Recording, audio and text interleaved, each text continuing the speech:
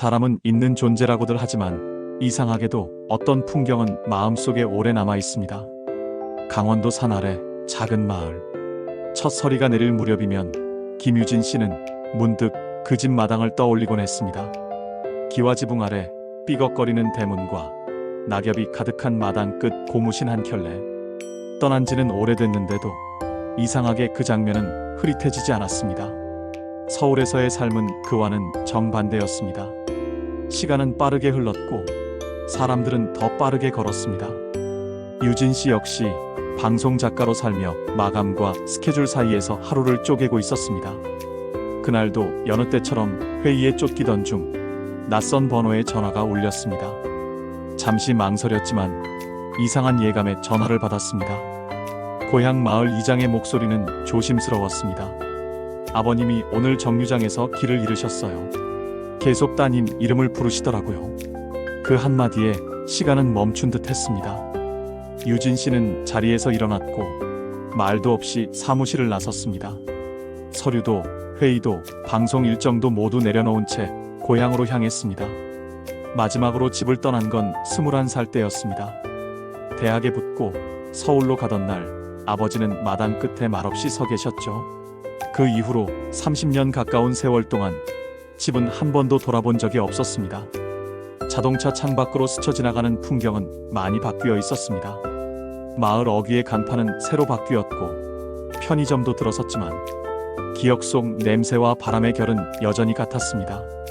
집 앞에 도착했을 때 대문은 반쯤 열려 있었고 현관 옆에는 낡은 고무신이 여전히 놓여 있었습니다. 조심스럽게 안으로 들어서자 먼지 냄새와 함께 시간이 멈춰 있는 듯한 공기가 감돌았습니다. 안방 구석 아버지가 앉아 계셨습니다. 등은 더 굽어 있었고 눈빛은 텅 빈 듯 멀리 떠 있었습니다. 말없이 고개를 돌린 아버지는 유진 씨를 오래 바라보더니 작은 목소리로 말했습니다. 그래, 유진이 왔구나. 그 짧은 인사에 유진 씨는 가슴이 먹먹해졌습니다. 서운함도 그리움도 아닌 그동안 듣고 싶었던 한마디가 그렇게 불쑥 조용히 들려왔습니다. 집안은 그대로였습니다. 부엌에는 굳은 반찬이 남아 있었고 식탁 한켠엔 약봉지가 쌓여 있었습니다. 전등 스위치에는 반창고가 덕지덕지 붙어 있었고 냉장고 안엔 유통기한 지난 반찬이 그대로 놓여 있었습니다. 그 중에서도 가장 눈에 들어온 건 식탁 위에 놓인 작은 수첩이었습니다. 수첩엔 같은 문장이 수없이 반복되어 적혀 있었습니다. 오늘은 유진이 올까? 글씨는 삐뚤고 희미했지만 그 속의 마음은 분명하게 전해졌습니다. 그날 밤 집은 조용했습니다. 멀리서 개 짖는 소리만 간헐적으로 들려왔고 달빛이 마당에 희미하게 드리워졌습니다. 유진 씨는 마루에 앉아 있었습니다. 차가운 나무 바닥을 짚은 손끝에 어릴 적 기억이 스며들었습니다. 감기로 앓던 밤 물수건을 얹어주던 손, 자전거 타다 다쳤을 때 아무 말 없이 연고를 발라주던 손, 그 손을 너무 오래 잊고 있었던 겁니다. 왜 이렇게 늦게 왔을까요, 아버지? 속으로 되뇌는 말은 바람 속으로 흘러갔고 아버지는 방 안에서 고른 숨을 내쉬고 계셨습니다. 지금은 기억이 희미해져가는 시간, 그 속에서 딸이라는 존재가 점점 지워지고 있다는 걸 느꼈습니다. 그래서 유진 씨는 결심했습니다. 이번엔 며칠 머무는 게 아니라 조금 더 함께 있어야겠다고. 돌아서기 전에 단 한 번은 마주 보아야겠다고. 그렇게 그녀의 고향살이는 말없이 시작되었습니다. 아침이 밝았습니다. 강원도 산자락 아래 작은 마을, 찬 기운이 아직 남은 부엌엔 하얀 김이 올라오고 있었습니다. 유진 씨는 아침을 차리고 있었습니다. 오랜만에 익숙하지 않은 솥을 열고 묵은 쌀로 밥을 안치고 냉장고 안반찬을 골라냈습니다. 식탁에 조심스레 음식을 올리고 나서야 아버지 방을 향해 발걸음을 옮겼습니다. 아버지는 침대에 걸터 앉아 있었고 고개를 살짝 돌려 그녀를 바라봤습니다. 말없이 일어선 아버지는 천천히 식탁 앞으로 걸어왔습니다. 두 사람은 마주 앉았습니다. 숟가락이 그릇에 닿는 소리만이 조용한 집안을 채웠습니다. 아버지는 별다른 반응 없이 밥을 넘겼고 유진 씨도 말없이 물을 따라드렸습니다. 그렇게 하루가 시작됐습니다. 대화는 없었습니다. 함께 있는 시간이지만 서로의 마음은 마주 닿지 못했습니다. 그날 오후 유진 씨는 병원에서 가져온 약을 정리했습니다. 식후 30분, 잠들기 전, 오전 공복, 약봉투마다 날짜와 시간을 다시 적으며 한숨을 길게 내쉬었습니다. 부엌에선 TV 소리가 작게 흘러나왔습니다. 아버지는 혼자 앉아 뉴스 화면을 바라보고 있었습니다. 하지만 화면 속 인물의 말은 아버지에게 전해지지 않는 듯 했습니다. 유진 씨는 멀찍이서 그 모습을 지켜봤습니다. 어릴 적에도 그랬습니다. 항상 아버지는 혼자 TV를 보고 계셨고 자신이 다가가면 잠깐 고개만 돌리곤 아무 말이 없었죠. 그 침묵은 오랫동안 상처로 남아 있었습니다. 그래서였을까요? 다 큰 어른이 되어 마주 앉은 지금 그녀는 도무지 무슨 말을 꺼내야 할지 몰랐습니다. 점심 식사 후 산책을 제안했지만 아버지는 손사래를 쳤습니다. 괜찮다며 손등을 흔들었고 그녀는 조용히 뒷걸음질 쳤습니다. 그날 밤 작은 전기 히터 하나 켜진 방 안. 아버지는 이불을 덮은 채 누워 있었고 유진 씨는 조심스레 묻고 싶었습니다. 왜 항상 그렇게 말씀이 없으셨어요, 아버지? 어릴 땐 그냥 무서웠어요. 화내실까봐 눈치 보느라 힘들었어요. 하지만 그 말들은 입 밖으로 나오지 못했습니다. 대신 그녀는 조용히 돌아서 안방 문을 닫고 나왔습니다. 그 후 며칠 동안 비슷한 하루가 반복됐습니다. 밥을 차리고 약을 챙기고 말 없는 식사와 무표정한 얼굴. 어느 날엔 마을 이장이 집을 찾아왔습니다. 건강검진 결과서를 건네며 이렇게 말했습니다. 치매가 조금씩 진행 중입니다. 요양원 생각도 한번 해보셔야 할 겁니다. 그 말에 유진 씨는 잠시 말문이 막혔습니다. 저 사람을 요양원에 보내는 게 맞을까? 아버지에겐 이 집이 세상의 전부인데. 그날 밤 그녀는 어렵게 아버지에게 말을 꺼냈습니다. 아버지, 혹시 요양원 가보시는 건 어떨까요? 거기 더 따뜻하고 간호사 선생님도 계시고요. 잠시 침묵이 흐른 뒤 아버지는 천천히 고개를 저었습니다. 싫다. 여기가 내 집이야. 그 말은 단호했고 한편으론 서글펐습니다. 유진 씨는 말없이 고개를 끄덕였습니다. 그날 밤 그녀는 어두운 마당을 바라보며 생각했습니다. 이 사람과 내가 평생을 함께 살아왔지만 서로에 대해 정말 아는 게 없다고. 기억이 흐려지는 건 아버지인데 자꾸만 잊고 싶지 않은 기억이 자신에게 밀려들고 있었습니다. 다정한 기억은 없었지만 지우고 싶은 기억도 아니었습니다. 그렇게 또 하루가 흘렀습니다. 여전히 대화는 없었고 마주 앉아도 서로 눈을 피했습니다. 그런데 다음날 아침 아버지가 사라졌습니다. 대문은 열려 있었고 신발 한 켤레가 사라져 있었습니다. 그녀는 외마디로 중얼거렸습니다. 아버지, 또 어디 가신 거예요? 아침 공기는 전날보다 차가웠습니다. 부엌엔 밥 짓는 소리도 물 끓는 소리도 없었습니다. 식탁 위엔 전날 저녁에 준비해둔 약 봉투가 그대로 놓여 있었습니다.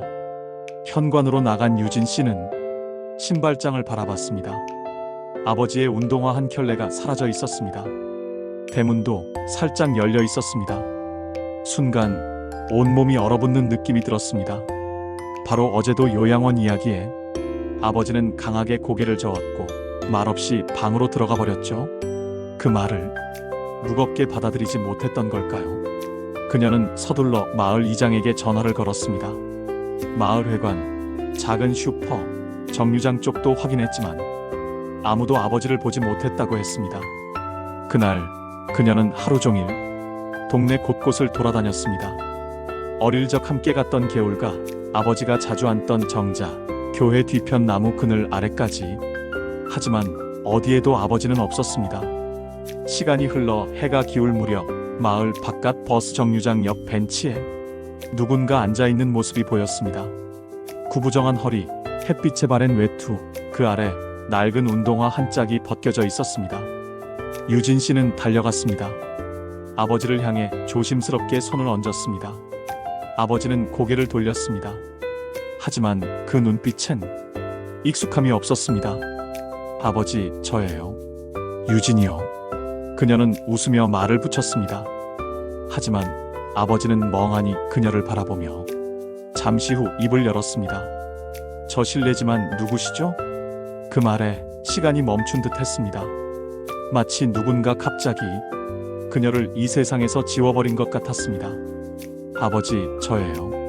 김유진. 하지만 아버지는 고개를 갸웃하며 정류장 안내표를 가리켰습니다. 서울 가는 차 아직 안 왔나요? 딸이 서울에 있어서요. 오늘 등록일이라. 그 순간 서른 해전 장면이 겹쳐졌습니다. 대학 입학날 정류장에서 혼자 서 있던 아버지. 말은 없었지만 그 눈빛으로 자신을 보내주던 그날. 지금 아버지는 그날의 시간 속에 홀로 남아 있었습니다. 그녀는 눈을 감았습니다. 숨을 깊이 들이쉬고 아버지의 손을 잡았습니다. 그 손은 차갑고 거칠었습니다. 하지만 여전히 딸의 손을 감싸는 온기가 남아 있었습니다. 괜찮아요, 아버지. 지금은 등록일 아니에요. 이젠 제가 여기 있어요. 아버지는 대답하지 않았습니다. 다만 천천히 손을 맞잡아 주었습니다. 집으로 돌아오는 길 차 안은 조용했습니다. 아버지는 뒷자리에 앉아 창밖만 바라보고 있었습니다. 유진 씨는 룸미러로 아버지를 바라봤습니다. 아버지는 이제 그녀의 이름을 기억하지 못합니다. 하지만 손을 잡는 감각만은 아직 남아 있었습니다. 그녀는 생각했습니다. 기억은 흐려지더라도 사람 사이의 온기는 끝까지 남아 있을 수 있다고. 그날 밤 아버지는 일찍 잠이 들었습니다. 유진 씨는 서랍장을 정리하다 작은 낡은 상자 하나를 발견했습니다. 그 안엔 오래된 수첩, 흑백 사진 몇 장, 그리고 접힌 편지지 한 장이 들어 있었습니다. 수첩 안엔 또박또박 적힌 글씨가 있었습니다. 유진이 감기, 약 사다 줌. 유진이 입학식, 안 가고 일함. 유진이 생일, 케이크는 못 사줌. 그녀는 조용히 편지를 펼쳤습니다. 내 딸 유진아, 넌 말은 안 해도 다 아는 아이다. 내가 많이 서툴렀다. 그렇지만 넌 내 자랑이다. 그녀는 편지를 천천히 접었습니다. 아무 말 없이 그저 마루 끝에 앉아 있었습니다. 그날 밤 집은 또 조용했습니다. 멀리서 개 짖는 소리가 들려왔고 달빛은 마당을 조용히 비추고 있었습니다. 이제 아버지는 딸의 이름을 잊었습니다. 하지만 딸은 아버지의 마음을 이제야 알게 되었습니다. 아버지는 여전히 그녀의 이름을 부르지 못했습니다. 같은 집에 살아도 이름 없이 서로를 부른다는 건 어딘가 모르게 낯선 일이었습니다. 아버지는 하루에도 몇 번씩 TV 리모컨을 찾고 수돗물을 잠그지 않고 자신이 방금 한 행동조차 기억해내지 못했습니다. 하지만 그럴수록 유진 씨는 아버지의 곁을 더욱 가까이 지켰습니다.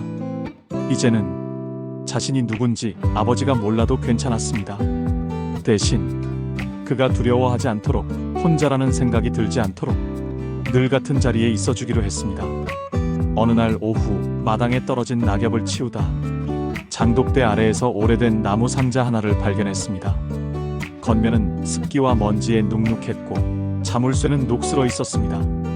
조심스럽게 열어보니 낡은 편지지와 사진 몇 장, 그리고 노트 하나가 들어 있었습니다. 그중 하나, 노랗게 바랜 편지 봉투에 또박또박 적힌 글씨가 눈에 들어왔습니다. 김유진 앞. 순간 가슴이 철렁했습니다. 편지를 꺼내 펼치자 한 줄 한 줄 아버지의 글씨가 그대로 남아 있었습니다. 유진아, 나는 말이 부족한 아비다. 그래서 마음을 전하는 법을 몰랐다. 그래도 아빤 너를 사랑했다. 그 문장 하나하나에 오랜 시간이 담겨 있었습니다. 어릴 적 왜 칭찬 한마디 안 해주셨냐고 속으로 몇 번이나 원망했던 기억이 떠올랐습니다. 그런데 지금 그 모든 말들이 이미 오래전 쓰여 있었던 겁니다. 다만 전하지 못했을 뿐이었습니다. 편지를 다 읽고 난 유진 씨는 두 손으로 그것을 곱게 접었습니다. 그리고 그날 밤 아버지의 곁에 앉았습니다. 아버지는 텔레비전을 보며 익숙하지 않은 표정으로 웃고 있었고 그녀는 조용히 말을 걸었습니다. 아버지, 이 편지 제가 어릴 적에 쓰셨던 거죠? 아버지는 고개를 천천히 돌려 편지를 바라보았습니다. 표정은 말이 없었지만 그 눈빛엔 어딘가 기억의 끝자락 같은 것이 담겨 있었습니다. 제가 잘 모르고 살았네요. 아버지가 이런 마음 가지고 계신 줄. 아버지는 작게 고개를 끄덕였습니다. 그 눈빛 하나가 말보다 더 많은 걸 전하고 있었습니다. 그날 이후로 두 사람 사이에 작은 변화가 생겼습니다. 아버지는 여전히 유진 씨를 아가씨라고 부르기도 했지만 그녀는 괜찮다고 말했습니다. 자신의 이름보다 그 손을 잡아주는 사람이 누구인지만 기억하면 된다고 생각했습니다. 그녀는 아버지와 함께 하루에 한 번 산책을 나가기 시작했습니다. 날이 추워져 손이 시릴 때면 아버지는 말없이 자신의 외투 주머니를 열어 보였습니다. 이젠 서로 말이 없어도 무엇을 느끼는지 조금은 알 수 있게 되었습니다.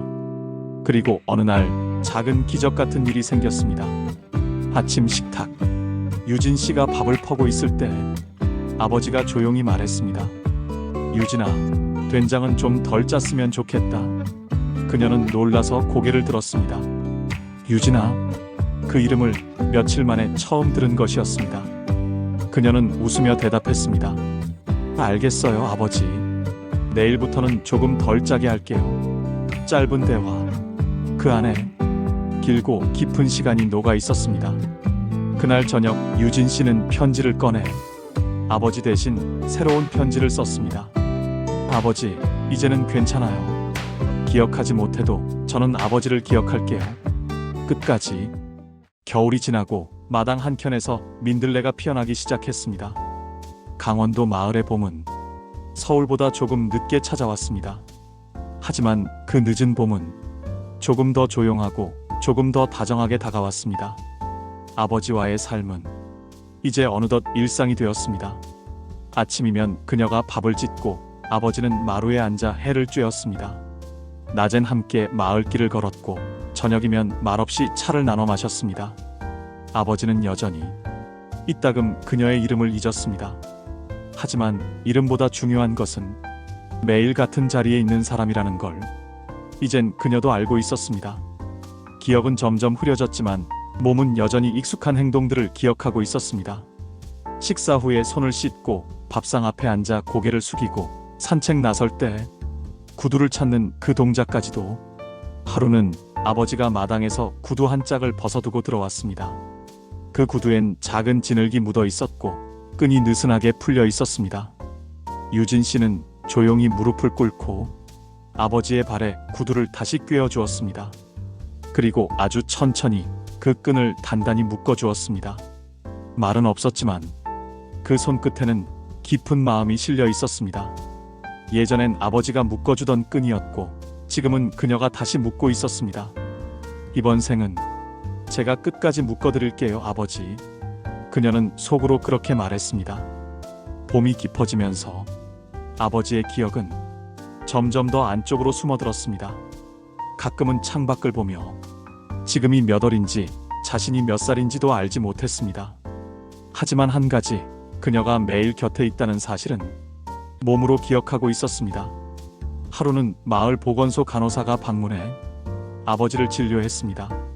진단 결과는 예상대로였고 이제는 본격적인 보호가 필요한 단계라고 했습니다. 유진 씨는 조용히 고개를 끄덕였습니다. 놀랍거나 무섭지 않았습니다. 마음의 준비는 이미 끝났으니까요. 그녀는 더 이상 아버지를 되돌리려 하지 않았습니다. 그저 오늘 하루를 아버지와 온전히 함께 살아가는 것, 그게 가장 중요하다는 걸 알게 되었기 때문입니다. 저녁 마당 끝에 노란 민들레가 바람에 흔들렸습니다. 아버지는 창밖을 바라보다가 조용히 한마디 했습니다. 봄이네 따뜻하구나. 그 말 한마디가 하루를 따뜻하게 덮어주었습니다. 그날 밤 유진 씨는 옛 노트 한 권을 꺼냈습니다. 그리고 그날 있었던 대화를 적어 넣었습니다. 아버지, 봄이네요. 오늘도 같이 걸었고 같이 밥을 먹었고 같이 웃었습니다. 이 노트는 아버지를 위한 기록이 아니라 자신을 위한 기록이 되어가고 있었습니다. 기억은 사라지지만 기록은 남으니까요. 그리고 마음에 남은 사랑은 더 오래 가니까요.